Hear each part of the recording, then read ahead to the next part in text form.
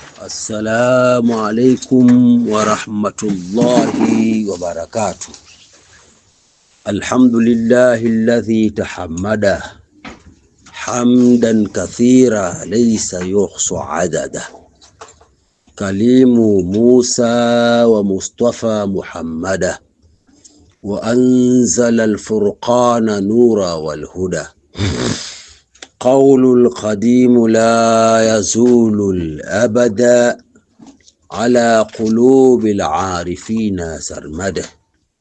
ونشهد أن لا إله إلا الله وأن محمد رسول الله، عبده ورسوله، أرسله بالهدى ودين الحق يظهره على دين كله ولو كره المشركون.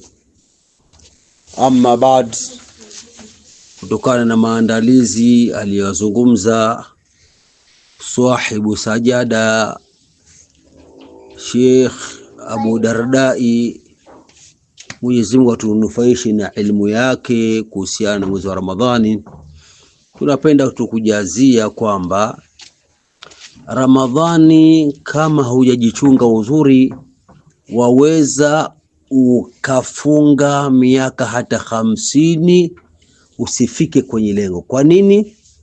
Kuna mambo ambayo yanafanya watu waweze kuwa wacha Mungu, na hali hii imekosekana kwa watu wengi kwa miaka hii, kwamba watu wanafunga somu za Ramadhani kwa mazoea.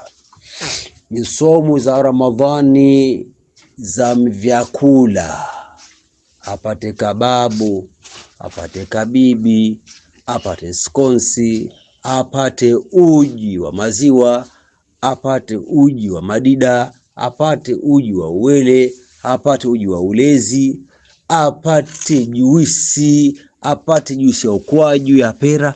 Ndiyo imekuwa Ramadhani zetu, Ramadhani ambazo ukizitathmini watu wengi wachafunga miaka mingi, lakini hawajafika katika yale marami yalikuwa yamekusudiwa. Kwa nini hatufiki? Kwa sababu aidha watu hawajua mafundisho ya kuwafikisha kwenye ucha Mungu, ama ndio uvivu na mambo ya dunia yamewafikishika watu.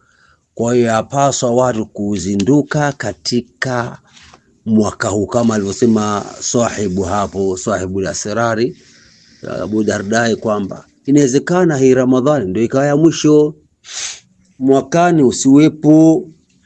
Sasa kama unajua huna guarantee ya mwakani, Ramadhani hii ndio ya kwako, Ramadhani hii ndio ya kwako, huna Ramadhani nyingine zaidi ya hapa. Tujihimu sana sana sana kwenye kufata mafundisho, kuondoa uvivu katika Ramadhani ambazo kesho kutwa inaweza ikatuingilia katika mfungo wa mwezi wa Ramadhani. Tujihimu katika hili inshallah taala. Baada ya kujihimu na ibada, tunapenda kutoa tu faida. Mambo gani yanaweza kufanya mtu kuwa mcha Mungu? Jambo ambalo liliokuja kwenye nasu ya ayyuhalladhina amanu kutiba alaykumus siyam kama kutiba alal ladhina min qablikum la'allakum tattaqun. Enyi ambao mlioamini, imefaradhisha kwenu kufunga kama waliofaradhishiwa watu walikuwa kabla yenu, ili mpate kuwa wacha Mungu. Ucha Mungu unapatikanaje? Ucha Mungu wa watu kushinda kwenye video, ucha Mungu watu kuchezea simu tu, ucha Mungu watu kuangalia mamipira. Hali hiyo utafunga somu zaidi hata ya 100, ucha Mungu hauwezi kupatikana. Tumeelezwa na wakubwa kwamba jambo la kwanza ambalo linaweza kumfanya mtu kuwa mcha Mungu katika yale mambo 7, la kwanza ni mtu as-salawatul khamsu salawatu katabahunna Allah ala al-ibadi.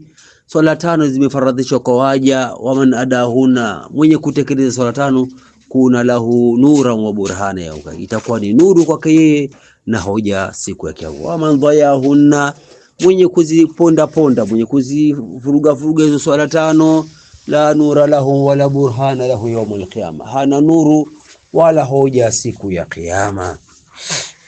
Kwa la kwanza ni swala tano katika mwezi huu mtukufu wa Ramadhani. Ili utoke na ucha Mungu uwe una swala tano zilizotimia, vipindi vyote vifanyike kwa jamaa.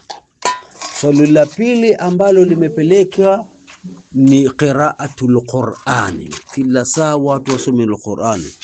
Kuna maswahibu siku tatu wanameza Qur'ani. Siku ya kwanza juzu 10, siku ya pili juzu 10, siku ya tatu juzu 10. Na tumewaona hao watu wenye hali hiyo. Mungu alipa nguvu inshallah, na Allah hatupe nguvu juu ya hayo inshallah. Na hii inapatikana nuru kubwa sana kama mtu ataweza kusoma Qur'ani kwa wingi katika mwezi mtukufu wa Ramadhani. Kwa jambo la pili ni kusoma Qur'ani. Na jambo la tatu katika haya ni tahalili, kufanya la ilaha illa Allah, la ilaha illa Allah, la ilaha illa Allah, la ilaha. Zitamkwe nyingi sana hizi la ilaha illa Allah. Baadhi ya wakubwa wanatuambia mtu ambaye atakaofika katika miezi kama hii, mwezi mtukufu wa Ramadhani, akafanya la ilaha illa Allah 1070, nawara Allahu qalbahu ila al-imani. Mwenyezi Mungu anaunawirisha moyo wake katika imani. Kwa hiyo la ilaha illa Allah ni jambo la tatu yapaswa watu kulizingatia sana, kulifanya katika mwezi mtukufu wa Ramadhani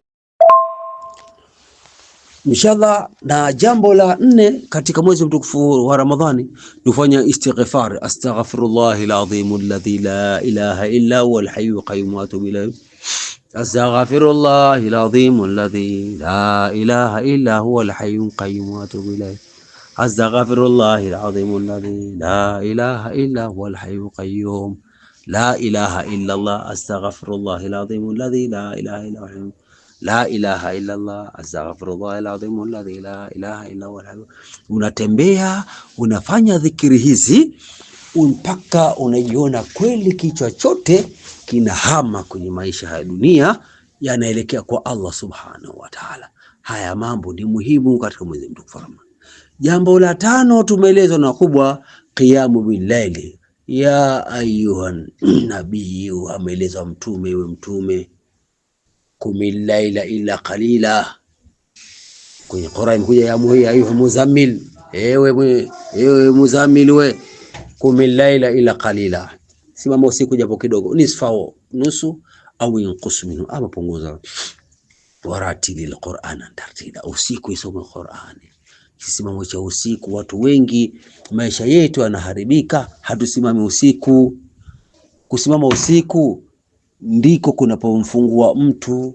Kusimama usiku ndiko kunamtilia mtu nuru ya imani. Kusimama usiku ndiko ambacho anavishwa kitu au unavikwa joho kwa mtu ambaye mwenye kusimama usiku. Kwa hiyo tujihimu kusimama usiku katika mwezi mtukufu wa Ramadhani. Inna nashata layli hiya ashaddu wat'an wa aqwamu qila. Mungu amesema hivyo. Kuna majambo makubwa na hakuna yoyote aliyekuwa waliopata daraja watu wakubwa wakasemekanwa wakatajika duniani na akhera mpaka mbinguni, ni wale watu ambao hizbul, ni kundi ambayo yakumuna billaili bil ibada, unasimama usiku wa ibada.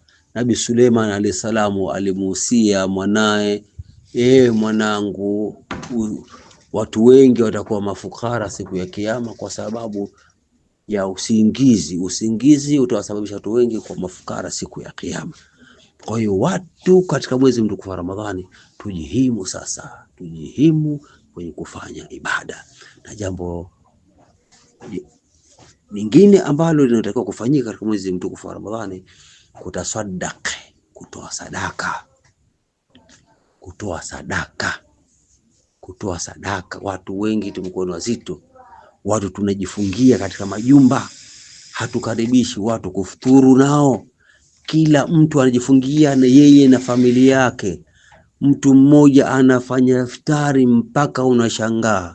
Kuna tambi, kuna muhogo, kuna ndizi Bukoba, kuna ndizi mzuzu, kuna maziwa, kuna uji gani, makorokoro, kuna kila sampo, kuna maandazi, kuna bagia, kuna kabibi, kuna kababu, vyote mtu mmoja anahatamia mpaka tumbo linajaa, mpaka watu wanakwenda kuswali tarawih, yeye anashindwa kabisa kabisa. Huu ni msiba. Inna lillahi wa inna ilaihi rajiun.